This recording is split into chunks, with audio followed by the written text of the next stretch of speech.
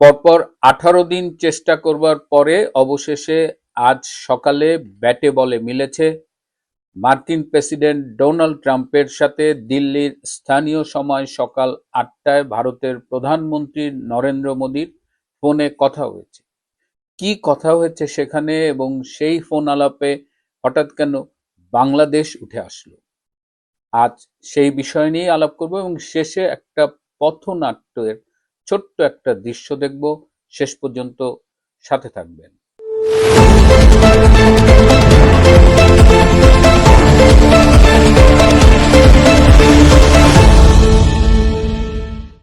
আসসালামু আলাইকুম এবং আদাব।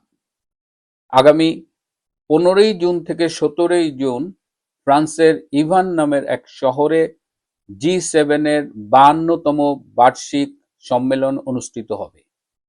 ইভান শহরটা হলো ফ্রান্স এবং সুইজারল্যান্ডের সীমান্ত এলাকা।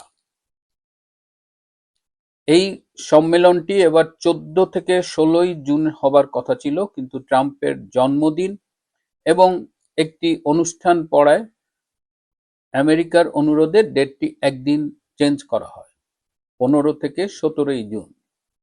এটি ফ্রান্সের রাষ্ট্রপতি এমানুয়েল ম্যাক্রোর শেষ G7 বৈঠক বলে ধারণা করা হচ্ছে এবং জাপানের যিনি বর্তমান প্রধানমন্ত্রী তার এটি প্রথম G7 মিটিংয়ে অ্যাটেন্ড করা। G7 হলো গ্রুপ 7, 7টি দেশ, যাদের মধ্যে রয়েছে France, Canada, Italy, Japan, America, England এবং ইউরোপিয়ান ইউনিয়ন।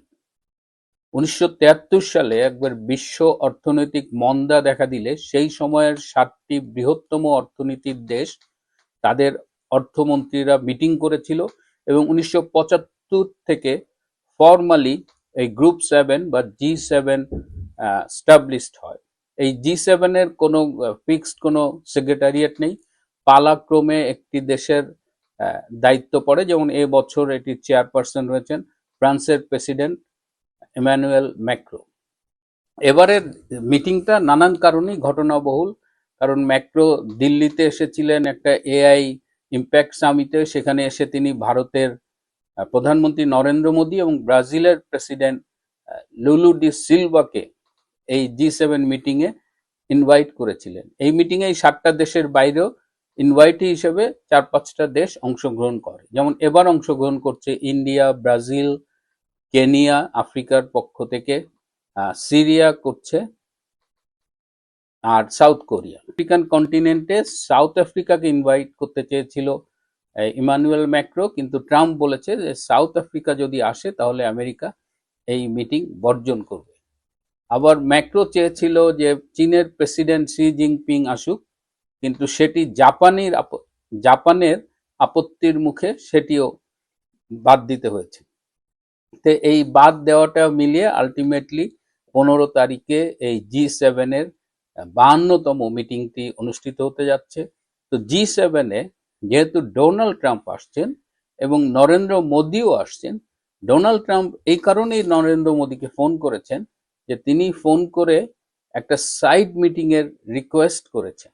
তিনি মোদীর সাথে এই মূল মিটিং এর বাইরে একটা সাইড মিটিং করতে চান এবং সেই সাইড মিটিং এ 6টি বিষয়ে তিনি আলোচনা করতে চান। 6টি বিষয়ের 6 নম্বর ইস্যু হলো বাংলাদেশ। অর্থাৎ G7 এই সম্মেলনের সাইড মিটিং এ ট্রাম্প মোদীর সাথে বাংলাদেশ নিয়ে আলোচনা করতে চায়। এই কারণেই এটি এই গুরুত্বপূর্ণ এবং আজকে আমি এই নিয়ে কথা বলছি।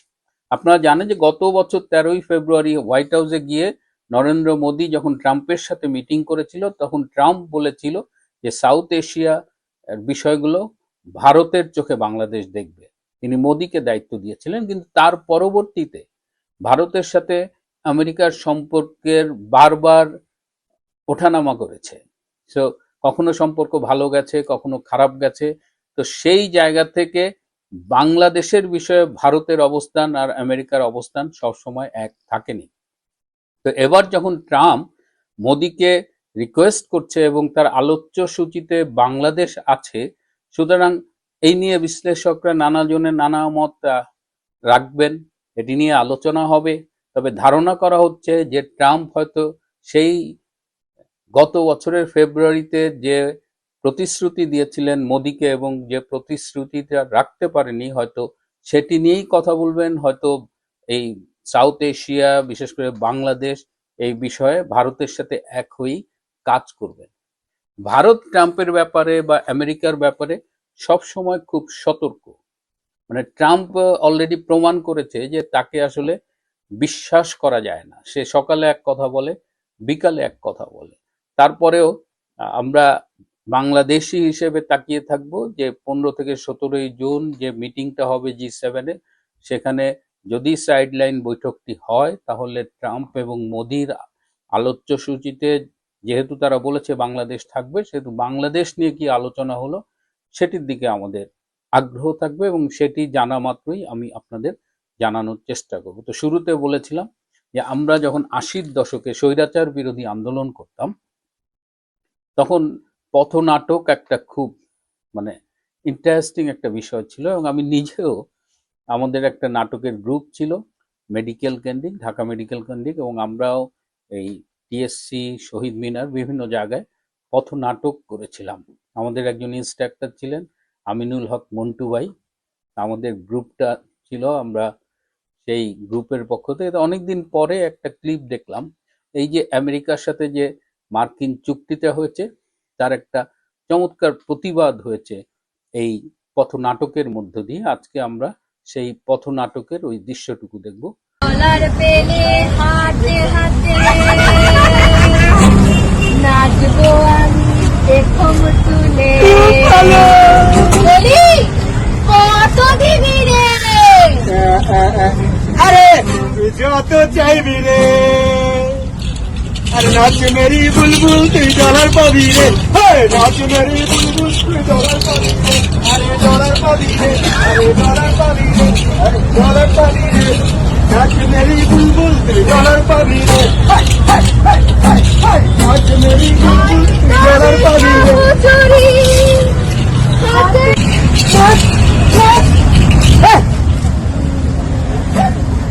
প্রিয় বন্ধুরা, আজ এ পর্যন্তই। ভালো থাকবেন, সুস্থ থাকবেন, তার চেয়েও জরুরি হলো নিরাপদে থাকবেন। সবাইকে অনেক ধন্যবাদ।